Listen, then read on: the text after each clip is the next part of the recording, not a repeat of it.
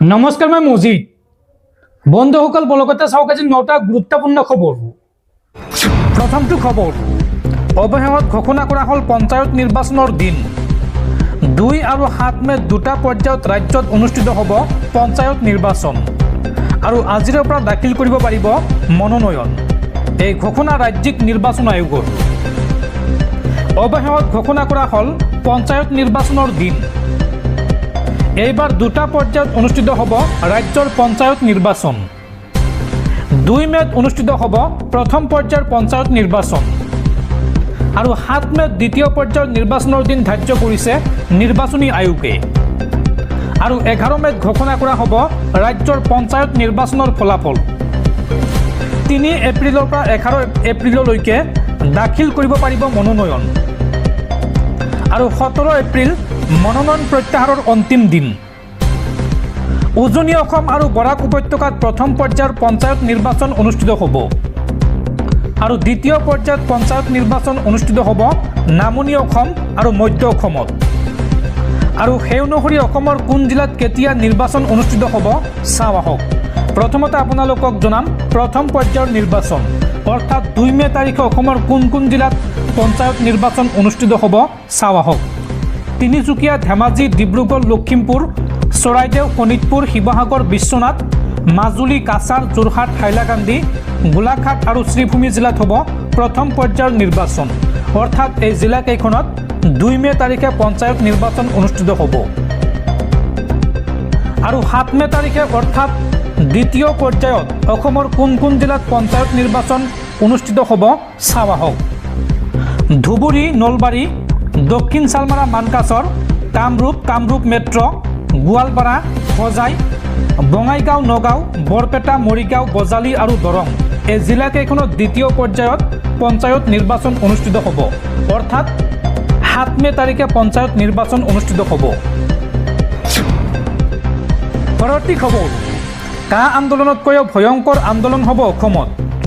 লাখ লাখ মুছলমানে কঁপাব অসম। ৱাকফ বিলৰ বিৰোধিতাৰে এইবাৰ ৰাজ্যত হ'ব তীব্ৰ আন্দোলন। মুছলমানৰ অধিকাৰৰ স্বাৰ্থত এই আন্দোলন হ'ব বুলি ঘোষণা অল আছাম ইছলামিক ৰিচাৰ্চ চেণ্টাৰৰ সভাপতি মুফতি মকিবুৰ ৰহমান আজাহাৰীৰ।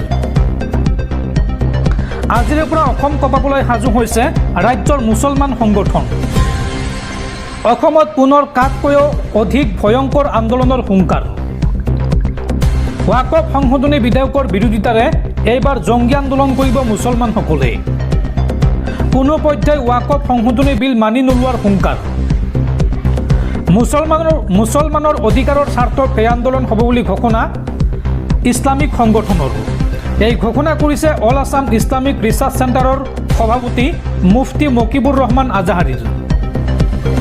ৱাকফ বিলক লৈ কংগ্ৰেছে মাত নমতাৰ অভিযোগেৰে সৰব হৈ পৰা আজাহাৰী। বিজেপি চৰকাৰ অহাৰ মূল কাৰণ হৈছে কংগ্ৰেছ দল। কংগ্ৰেছে স্পষ্ট কৰিব লাগে যে তেওঁলোক মুছলমানৰ লগত আছেনে নাই, নহ'লে সংখ্যালঘু মুছলমানৰ এলেকাত সোমাব নোৱাৰিব কংগ্ৰেছ দল। 2026ত সংখ্যালঘু এলেকাত কংগ্ৰেছৰ প্ৰৱেশ নিষিদ্ধ কৰাৰ ঘোষণা মুফতিগৰাকীৰ। আৰু লগতে নীতিশ কুমাৰ আৰু চন্দ্ৰবাবু নাইডুক লৈও প্ৰতিক্ৰিয়া প্ৰকাশ কৰে মকিবুৰ ৰহমান আজাহাৰীয়ে। পৰৱৰ্তী খবৰ, ঘোষণা কৰা হ'ল পঞ্চায়ত নিৰ্বাচনৰ দিন বাৰ আৰু পঞ্চায়ত নিৰ্বাচন খেলিব বিচৰাসকলৰ বাবে এই মুহূৰ্তত আহিছে ডাঙৰ খবৰ। এইবাৰ পঞ্চায়ত নিৰ্বাচন খেলিবলৈ আপোনাক লাগিব 12খনকৈ গুৰুত্বপূৰ্ণ নথি। এই নথিসমূহ নাথাকিলে খেলিব নোৱাৰিব পঞ্চায়ত নিৰ্বাচন। এইবাৰ পঞ্চায়ত নিৰ্বাচন খেলিবলৈ কি নথিপত্ৰৰ প্ৰয়োজন হ'ব চাওঁ আহক। প্ৰকাশ পালে পঞ্চায়ত নিৰ্বাচনৰ দিন বাৰ।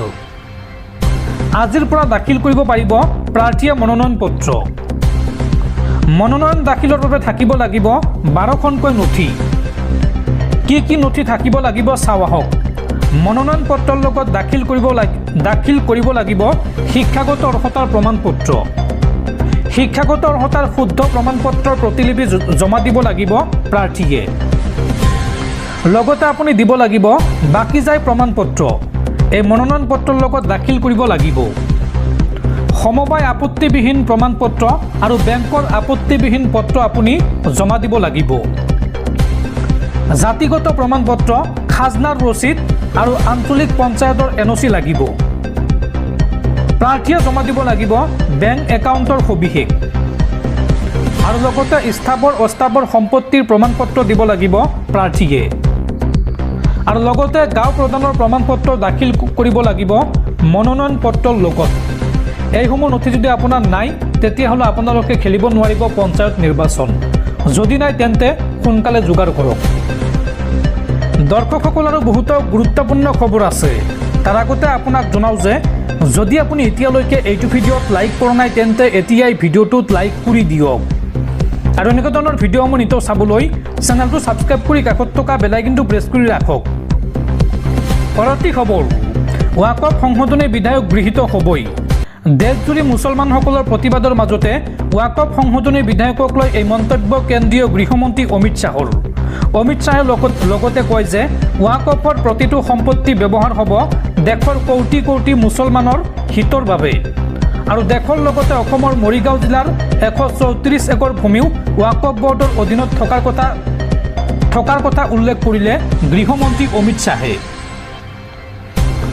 ৱাকফ সংশোধনী বিধেয়ক গৃহীত হ'বই ৱাকফৰ প্ৰতিটো সম্পত্তি ব্যৱহাৰ হ'ব দেশৰ কোটি কোটি মুছলমানৰ হিতৰ বাবে ৱাকফ বৰ্ডক লৈ গৃহমন্ত্ৰী অমিত শ্বাহৰ এই ডাঙৰ মন্তব্য অমিত শ্বাহে লগতে কয় যে অসমৰ মৰিগাঁও জিলাৰ 134 একৰ ভূমি ৱাকফ বৰ্ডৰ অধীনত আছে দেশৰ প্ৰান্তে প্ৰান্তে বিশাল মাটি সম্পত্তি আছে ৱাকফ বৰ্ডৰ অধীনত ভাষণত তথ্যসহ মৰিগাঁও জিলাৰ ৱাকফ বৰ্ডৰ অধীনত থকা ভূমিৰ কথা উল্লেখ কৰিলে গৃহমন্ত্ৰী অমিত শ্বাহে উল্লেখযোগ্য যে ৱাকফ সংশোধনী বিধেয়কক লৈ উত্তাল হৈ আছে সদন দেশজুৰি প্ৰতিবাদ সাব্যস্ত কৰিছে মুছলমান লোকসকলে আৰু তাৰ মাজতে ৱাকফ সংশোধনী বিধেয়ক গৃহীত কৰিবলৈ তৎপৰ হৈ পৰিছে কেন্দ্ৰৰ মোদী চৰকাৰ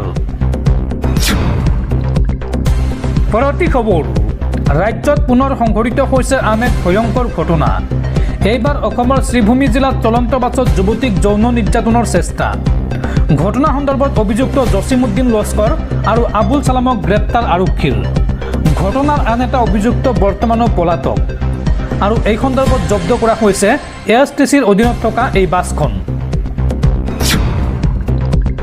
পৰৱৰ্তী খবৰ ৰাজ্যবাসীলৈ ভাল খবৰ অসমীয়া গহনালৈ এইবাৰ দিয়া হৈছে জিআই টেগৰ স্বীকৃতি অসমীয়া গহনাই লাভ কৰিলে জিআই টেগৰ স্বীকৃতি সামাজিক মাধ্যম যোগে এই কথা জনালে ৰাজ্যৰ মুখ্যমন্ত্ৰী হিমন্ত বিশ্ব শৰ্মাই